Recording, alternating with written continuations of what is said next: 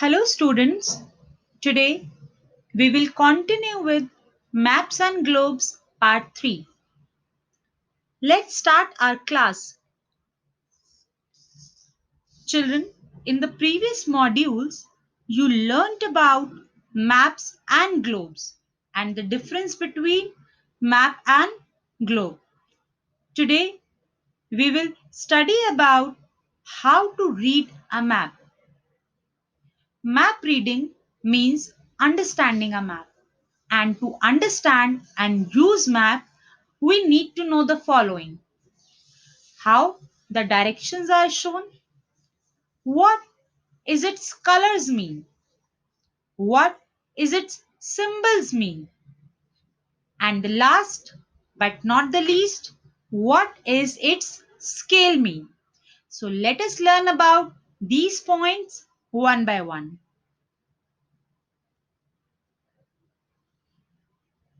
First, directions. The four main directions are north, south, east, and west. As you can see in this picture, I repeat, north, south, east, and west.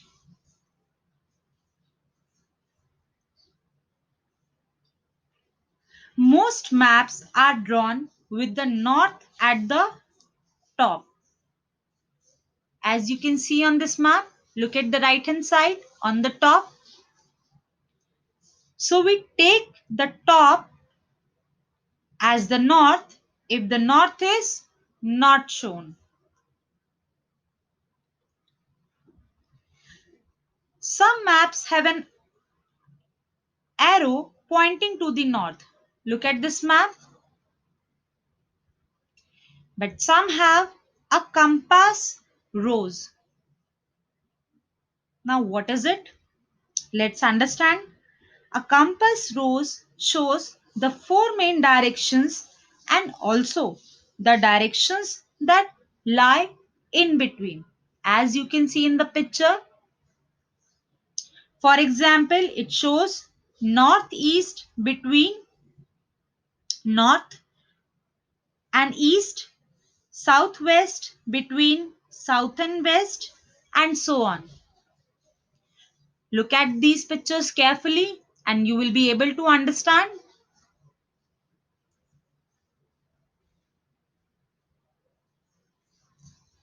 Okay, let's move forward. Colors. Political maps use different colors to show different countries or states. Physical maps use colors to show heights and depths. I hope difference between political map and physical map is clear to you now.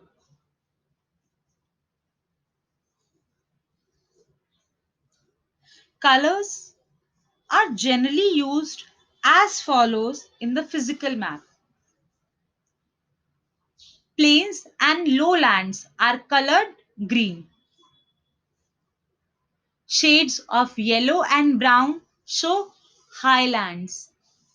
Low hills and plateaus may be yellow, but higher hills and plateaus will be light brown in color. Now, mountains, deep brown. Very high mountains may be colored in purple, and snow covered areas are colored white.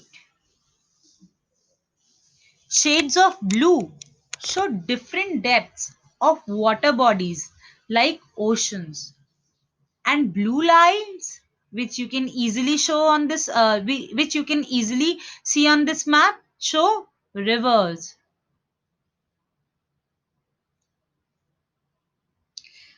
Next one is symbols. Most maps show many details in a small space. So there is not enough room to show the true shape of everything in the map. So we use symbols to show something such as cities, houses, bridges, and trees. Symbols save space and make the map easier to read. So these 2 points are important. That symbols save space and make the map easier to read. Now, a key or legend tells us what each symbol or color on a map means. Usually, it is given with the map. Here you can see the key or the legend, we can say. It is telling what the each symbol means or the color means on the map.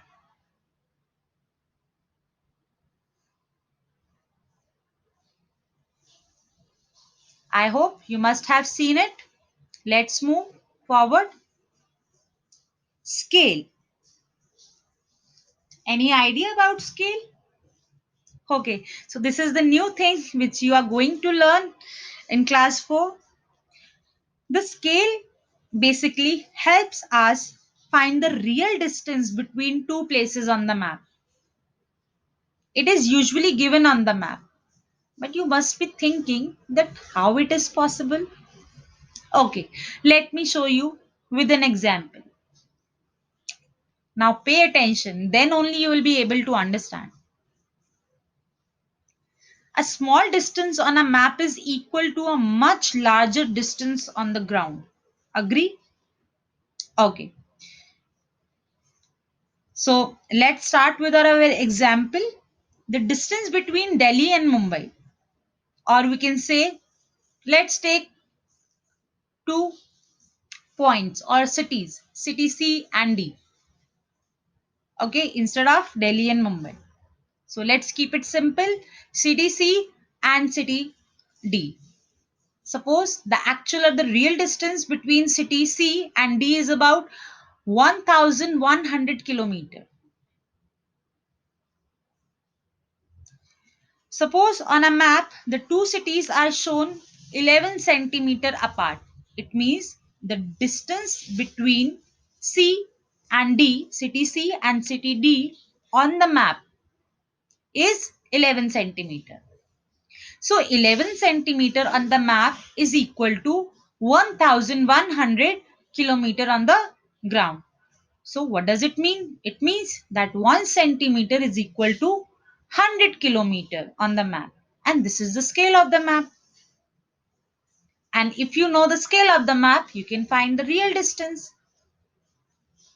Okay, let me put it into another words.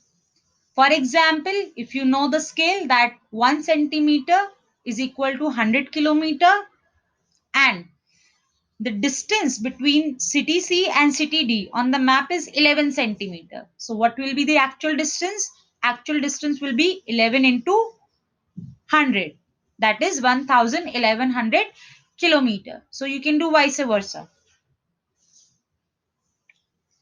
Now let's have a quick recap of this module.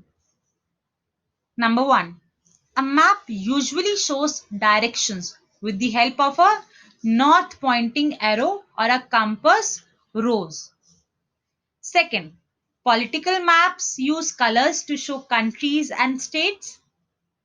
Third, physical maps use colors to show landforms and water bodies.